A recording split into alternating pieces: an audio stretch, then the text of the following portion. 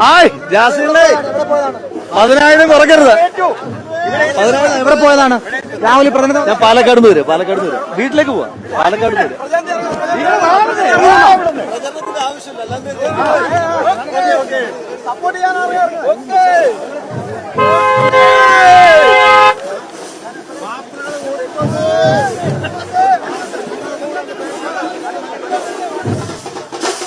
നേതാവും കിട്ടേണ്ട എല്ലാ സൗകര്യവും.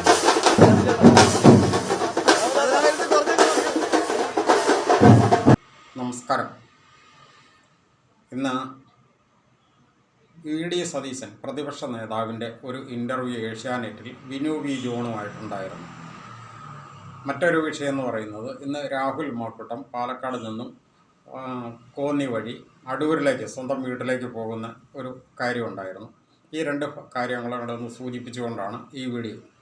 അതിനകത്ത് ആദ്യമേ തന്നെ ഈ വി ഡി സതീശൻ്റെ ഒരു ഇൻ്റർവ്യൂവിൽ വിനു വി ജോൺ ചോദിക്കുന്ന ഒരു ചോദ്യമുണ്ട്. അതായത് രാഹുൽ മാക്കൂട്ടത്തെ നമുക്കറിയാമല്ലോ, ഇപ്പോൾ പീഡന കേസുകളുടെ പേരിൽ പാർട്ടിയിൽ നിന്ന് പുറത്താക്കിയിരിക്കുന്ന സാഹചര്യത്തിൽ രാഹുൽ മാക്കൂട്ടം ഇപ്പോൾ യു ഡി എഫിൻ്റെ ഭാഗം അല്ല, സാങ്കേതികമായിട്ട് കോൺഗ്രസിൻ്റെയോ അല്ലെങ്കിൽ യു ഡി എഫിൻ്റെ ഭാഗം അല്ല എന്ന് വേണമെങ്കിൽ പറയാം. ആ സാഹചര്യത്തിൽ നിൽക്കുന്നു. അപ്പോൾ വിനു വി ജോൺ ചോദിച്ചൊരു ചോദ്യമാണ്, രാഹുൽ മാക്കൂട്ടത്തിൻ്റെ പേരിലുള്ള ഒരേ ഒരു ആരോപണം എന്ന് പറയുന്നത് ഈ സ്ത്രീ വിഷയവുമായിട്ട് ബന്ധപ്പെട്ട ആരോപണം മാത്രമാണ്. അങ്ങനെയാണ് എങ്കിൽ അതിനേക്കാളും കൂടിയ സ്ത്രീ വിഷയവുമായിട്ട് ബന്ധപ്പെട്ട വിഷയത്തിൽ അകപ്പെട്ടു പോയ പ്രത്യേകിച്ച് CPM-കാരനായിരുന്ന PK ശശി ഇപ്പോൾ പാലക്കാട് ജില്ലയിൽ ഒറ്റപ്പാലം മണ്ഡലത്തിൽ നിന്നും മത്സരിക്കുമ്പോൾ UDF-ന് പ്രത്യേകിച്ച് കോൺഗ്രസ്സിന് എങ്ങനെ സപ്പോർട്ട് ചെയ്യാൻ സാധിക്കുന്നു എന്ന് ചോദിക്കുമ്പോൾ വി ഡി സതീശൻ അതിനൊരു മറുപടി പറയുന്നുണ്ട്. അതായത് അത് അത്ര ഗൗരവമുള്ളത് അല്ലായിരുന്നു എന്നാണ് അന്ന് CPM തന്നെ പറഞ്ഞിരുന്നത്. തന്നെയുമല്ല, അത് ഞങ്ങൾ അന്വേഷിച്ച് കഴിഞ്ഞപ്പോൾ അത് ഒരു അവരുടെ പാർട്ടിയിലെ ഒരു ഗ്രൂപ്പിസത്തിൻ്റെ ഭാഗമായിട്ട് ഉയർന്നു വന്ന ഒരു ആരോപണം എന്നുള്ളതിൽ കഴിഞ്ഞ് മറ്റൊന്നുമില്ല. അതുപോലെ തന്നെ അത് നിയമപരമായിട്ട് കേസും വന്നിട്ടില്ല. അതുകൊണ്ട് തന്നെ ഞങ്ങൾ അതിനകത്ത് കഴമ്പുള്ളതായിട്ട് കണക്കാക്കുന്നില്ല. അതുകൊണ്ട് തന്നെ PK ശശിയെ ഞങ്ങൾ പിന്താങ്ങുന്നു എന്നുള്ളതാണ്. എത്ര സുന്ദരമായ വിശദീകരണമാണ് എന്നൊന്ന് നോക്കുക. സാമാന്യ ബോധമുള്ള ജനങ്ങളൊന്ന് ചിന്തിക്കേണ്ടതുണ്ട്. അതായത് PK ശശി എന്ന വ്യക്തിയെ വർഷങ്ങളായിട്ട് സ്ത്രീ വിഷയങ്ങളുമായിട്ട് ബന്ധപ്പെട്ട CPM-ൽ ആയിരിക്കുമ്പോൾ തന്നെ PK ശശി എന്ന് പറഞ്ഞ പാലക്കാട് ജില്ലയിലെ മുതിർന്ന CPM പ്രവർത്തകനാണ്. മുൻ ഷൊർണൂർ MLA ആണ്. KTDC-യുടെ മുൻ ചെയർമാനാണ്. ഈ അടുത്തിടെ ഇലക്ഷൻ വന്നു കഴിഞ്ഞപ്പോൾ മാത്രമാണ് KTDC ചെയർമാൻ സ്ഥാനം രാജിവെച്ചുകൊണ്ട് ഒറ്റപ്പാലത്ത് സ്വതന്ത്രനായിട്ട് മത്സരിക്കുന്നു എന്ന് പറഞ്ഞിരിക്കുന്നത്. അപ്പോൾ ഈ സ്ത്രീ വിഷയവുമായിട്ട് ബന്ധപ്പെട്ട് ഈ PK ശശിയുടെ പേരിൽ ഉള്ള ആരോപണം വളരെ ഗൗരവം കൂടിയതും അത് വർഷങ്ങൾ നീണ്ട സംഭവങ്ങളുമാണ്. അതിനകത്ത് വ്യക്തമായിട്ട് പാർട്ടി തന്നെ CPM തന്നെ അന്വേഷിച്ചിട്ട് അതിനകത്ത് കഴമ്പുണ്ട് എന്ന് കണ്ടെത്തുകയും എന്നാൽ അത് പുറത്തേക്ക് പബ്ലിഷ് വരാതിരിക്കാൻ വേണ്ടിയിട്ട് അവർ അതിന് കുറേ ന്യായീകരണങ്ങൾ അല്ലെങ്കിൽ തീവ്രത കുറവാണ് എന്നൊക്കെ പറഞ്ഞിങ്ങനെ ന്യായീകരിച്ചുകൊണ്ടിരിക്കുകയും എന്നാൽ ഈ രാഹുൽ മാക്കൂട്ട വിഷയം വന്നപ്പോൾ കോൺഗ്രസ്സുകാർ രാഹുൽ മാക്കൂട്ടത്തിനെയും കോൺഗ്രസിനെയും ആക്ഷേപിച്ചുകൊണ്ടിരുന്ന സാഹചര്യത്തിൽ കോൺഗ്രസ്സുകാർ പ്രതിരോധം തീർത്തുകൊണ്ടിരുന്നത് ഈ PK ശശിയുടെ പേര് പറഞ്ഞുകൊണ്ടായിരുന്നു. അതായത് നിങ്ങളെക്കാളും ഞങ്ങളുടെ പാർട്ടിയിലുള്ളതിനേക്കാളും സ്ത്രീ വിഷയവുമായിട്ട് ബന്ധപ്പെട്ടവർ നിങ്ങളുടെ കൂട്ടത്തിലുണ്ടല്ലോ, PK ശശിയൊക്കെ വർഷങ്ങളായിട്ട് ഇതിൻ്റെ ഉസ്താദുമാരല്ലേ എന്നൊക്കെ നിരന്തരം ചോദിച്ചുകൊണ്ടിരുന്ന അതേ കോൺഗ്രസിൻ്റെ ഏറ്റവും വലിയ അപ്പസ്തോലൻ എന്നറിയപ്പെടുന്ന വി ഡി സതീശനാണ് ഇന്ന് ഈ രീതിയിൽ ന്യായീകരിച്ചു കൊണ്ടുവന്നിരിക്കുന്നത്. എന്നാൽ നമുക്കറിയാം, ജന്മം കൊണ്ട് പോലും കോൺഗ്രസ്സുകാരനായ വ്യക്തിയാണ് രാഹുൽ മാക്കൂട്ടം. രാഹുൽ മാക്കൂട്ടത്തിനെതിരെ വന്നിരിക്കുന്ന ഈ ഒരു സ്ത്രീ വിഷയമല്ലാതെ ആ വ്യക്തിക്കെതിരെ ഒരു രീതിയിലുള്ള ഒരു അഴിമതി ആരോപണമോ മറ്റെന്തെങ്കിലും ഭരണരംഗത്തുള്ള ഒരു പ്രവർത്തന പോരായ്മയോ ഒരു MLA എന്നുള്ള സ്ഥാനത്തുള്ള പ്രവർത്തന പോരായ്മയോ അതുപോലെ തന്നെ മറ്റെന്തെങ്കിലും പദ്ധതികളിൽ സാമ്പത്തികം തട്ടിപ്പ് നടത്തിയെന്നോ അങ്ങനെയുള്ള കടുക് മണിയോളം ഒരു കുറ്റം മറ്റൊരു രീതിയിലും ആരോപിക്കപ്പെടാൻ ഇല്ലാത്ത തികഞ്ഞ ഒരു കോൺഗ്രസ്സുകാരൻ. അതായത് ശ്വസിക്കുന്ന ശ്വാസത്തിൽ പോലും കൂടെ കോൺഗ്രസ് എന്ന ആ ഒരു പ്രസ്ഥാനത്തെ അത്രമാത്രം സ്നേഹിക്കുന്ന അല്ലെ അത്രമാത്രം ലയിച്ചു ചേർന്നിട്ടുള്ള ഒരു വ്യക്തിയാണ് രാഹുൽ മാക്കൂട്ടം എന്നുള്ളത് രാഹുൽ മാക്കൂട്ടത്തിനോട് ശത്രുതയുള്ളവർ പോലും സമ്മതിക്കുന്ന കാര്യമാണ്.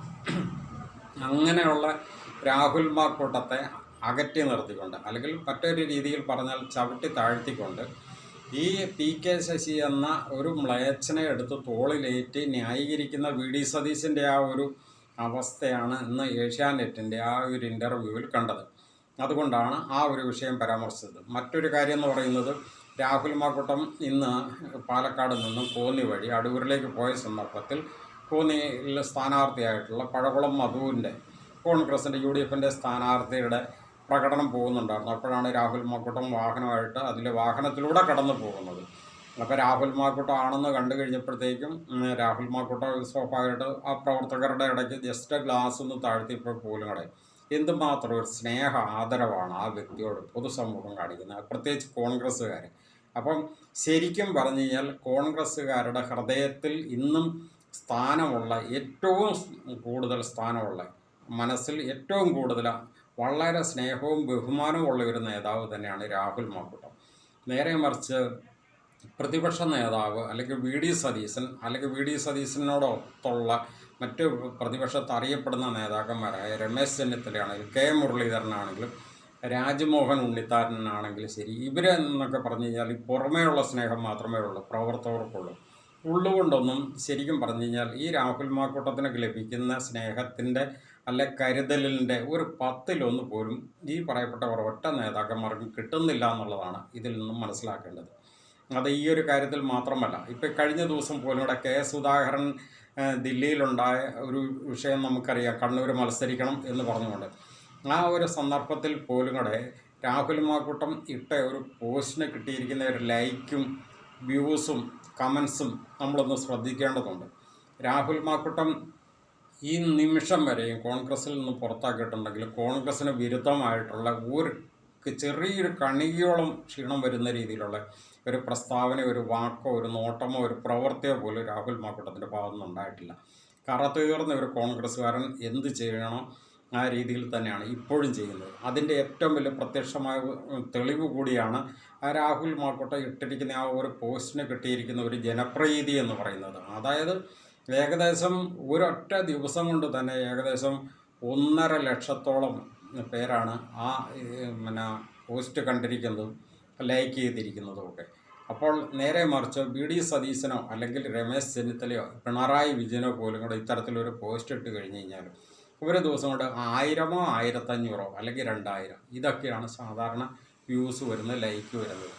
ഇനി ഏറ്റവും ഒരു പ്രത്യേകതയുള്ള സന്ദർഭത്തിലാണെങ്കിൽ പോലും കൂടെ ഒരു 10,000. അപ്പോഴും രാഹുൽ മാക്കൂട്ടം ഒരു പോസ്റ്റ് ഇട്ട് കഴിഞ്ഞാൽ അതിൻ്റെ 10 ഇരട്ടിയാണ് കിട്ടുന്നത്.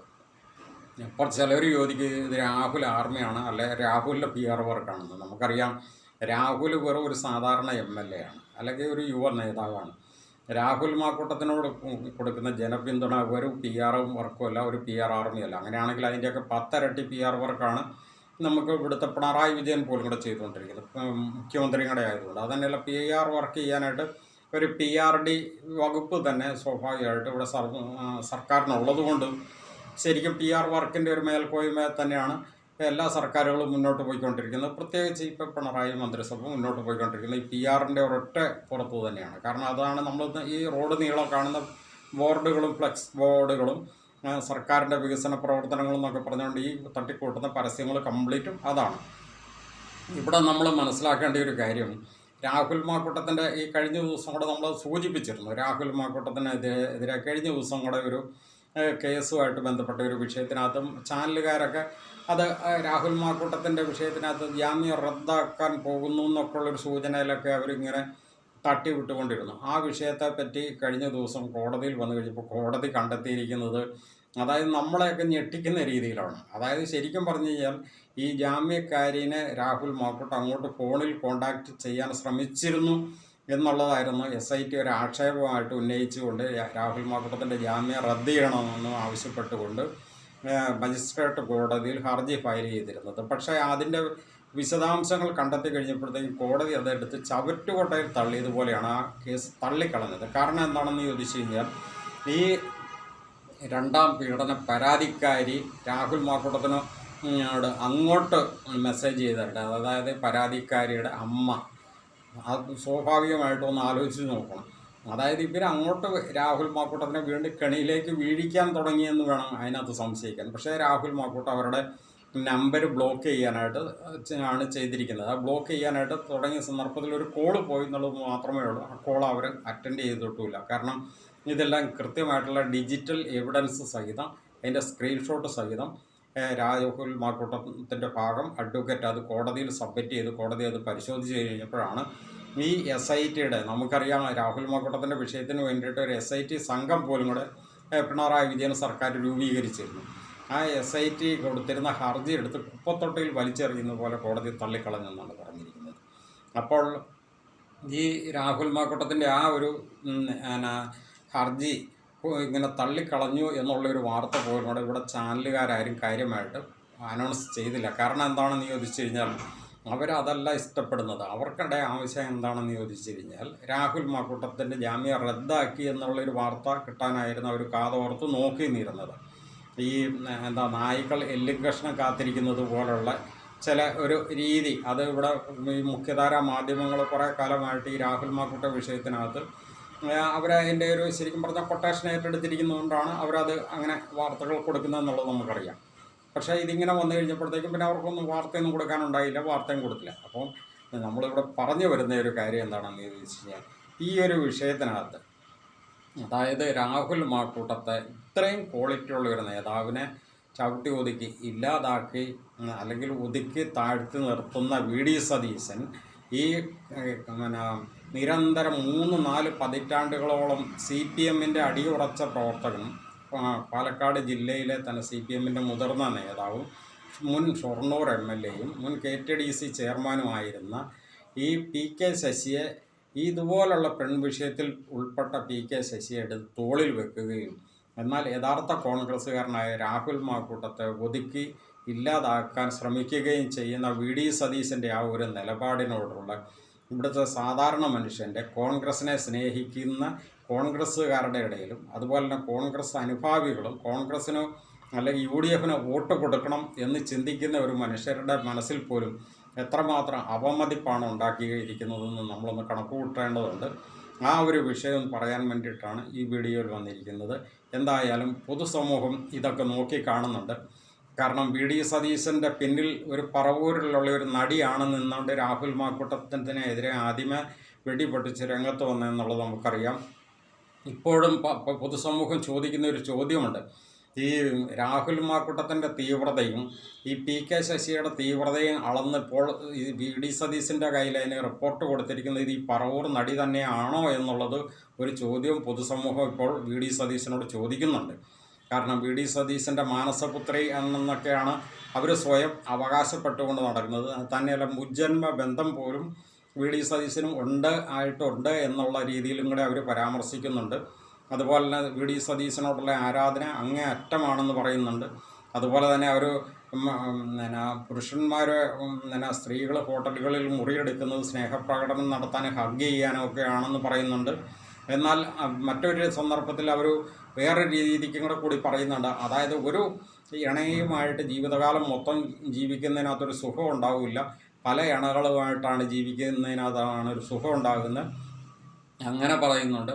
അതുപോലെ തന്നെ നൈറ്റ് ലൈഫാണ് അവർക്ക് ഏറ്റവും ഇഷ്ടം. അതായത് രാത്രിയിൽ ശരിക്കും വിലസി നടക്കുന്നതാണ് ഏറ്റവും ഇഷ്ടം എന്നും പറയുന്ന ഒരു പറവൂരിലുള്ള ഒരു നടിയാണ് ശരിക്കും പറഞ്ഞു കഴിഞ്ഞാൽ VD സതീശൻ്റെ മാനസപുത്രിയാണ് എന്ന് പറഞ്ഞുകൊണ്ട് നടക്കുന്നത്. അപ്പം ആ ഒരു നടിയെ കൊണ്ടാണോ ഇവരുടെ രണ്ടുപേരുടെയും തീവ്രത അളപ്പിച്ചത് എന്ന് പോലും കൂടെ ഇപ്പോൾ പൊതുസമൂഹം ചോദിക്കുന്നുണ്ട്. കാരണം രാഹുൽ മാക്കൂട്ടത്തിനെ ഒതുക്കി ഇല്ലാതാക്കാനായിട്ട് രംഗത്തിറങ്ങിയത് ആ ഒരു നടിയായിരുന്നല്ലോ. കാരണം ആ നടി അതിനു മുമ്പ് തന്നെ രാഹുൽ മാക്കൂട്ടത്തിനെതിരെ വളരെ മോശം പരാമർശം നടത്തുകയും എന്നാൽ പാതിരാത്രിയിൽ പോലും കൂടെ please come to secret chat എന്നൊക്കെ പറഞ്ഞുകൊണ്ട് രാഹുൽ മാക്കൂട്ടത്തിന് മെസ്സേജ് കൊടുത്ത കാര്യമൊക്കെ ഇവിടെ പൊതുമണ്ഡലത്തിൽ രേഖാമൂലം തന്നെ വന്നു കഴിഞ്ഞപ്പോൾ അതേപ്പറ്റി പറയാൻ ആ നടിയുടെ വായിൽ ഒരു അനക്കം പോലും ഉണ്ടായില്ല എന്ന് മാത്രമല്ല ഈ നിമിഷം വരെ അതേപ്പറ്റി മിണ്ടിയിട്ടില്ല. കാരണം മിണ്ടാൻ ആൻസറില്ല. കാരണം രേഖാമൂലം ചോദിച്ചിരിക്കുന്ന ചോദ്യത്തിന് പിന്നെ ഉത്തരവില്ലല്ലോ.